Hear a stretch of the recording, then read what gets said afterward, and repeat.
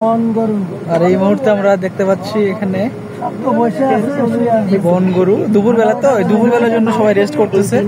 আর যেহেতু আমরা একদম 3:14-15 আমরা এখন ঢুকলাম হলো আফ্রিকান সাফারি। এর মধ্যে কি দেখা যায়, এগুলো হলো ওই যে এগুলো এক টাইপের গরু। এই গরুগুলোকে আসলে কুরবানি দেওয়া যায় কিনা জানি না। ওই যে ওইদিকেও আছে, একদম ওইদিকে।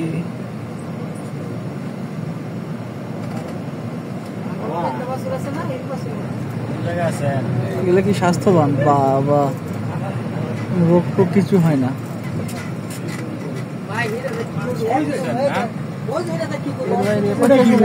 এ পাশে কিছু নাই। হ্যাঁ দেখছি, অনেক বড়।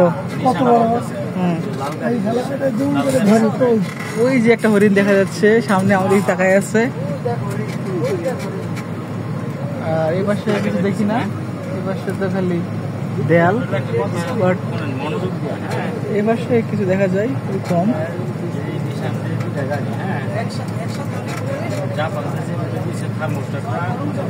আর এর বাইরে এখন পর্যন্ত দেখা যাচ্ছে না, শুধু জঙ্গল আর জঙ্গল। তো অবশেষে আমরা সিংহের দেখা পেলাম। একদম শুয়ে আছে, মনে হয় দুপুরবেলা, যেহেতু তারা রেস্ট করতেছে। ম্যানেজমেন্ট খাবার দেয়নি, এই জন্য ঘুমাইতেছে। রাগ করছে মনে হয়, আমাদের সাথে দেখা করবে না, এই জন্য ঘুম।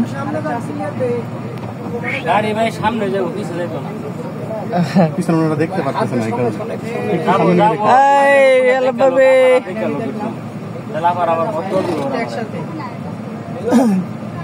একদম মানে শান্তির একটা ঘুম দিচ্ছে 3টা সিংহ।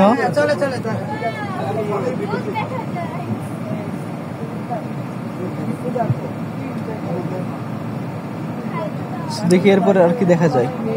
এখন মনে হয় আমরা ঢুকতে যাচ্ছি টাইগার সাফারিতে। তো এখানে আমরা নোটিশ করবো যে বাঘ আছে কিনা। আমাদের যেহেতু সবচেয়ে আকাঙ্ক্ষিত যে প্রাণীটি সেটা হলো বাঘ, সেটা কিছু আমরা দেখতে পাই, তাহলে আমাদের মনে হয় যে আজকে ট্যুরটা সার্থক। আর না পাইলে তো আসলে স্যাড বলতে হবে, কিছু করার নাই।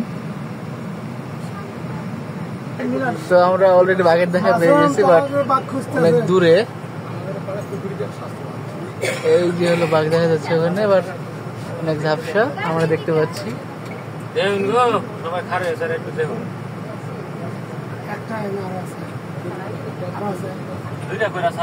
সো ওটা দেখার মাধ্যমে আমাদের আজকের যে ভ্রমণ সেটা মোটামুটি শেষ। এখন আমরা নেমে যাব।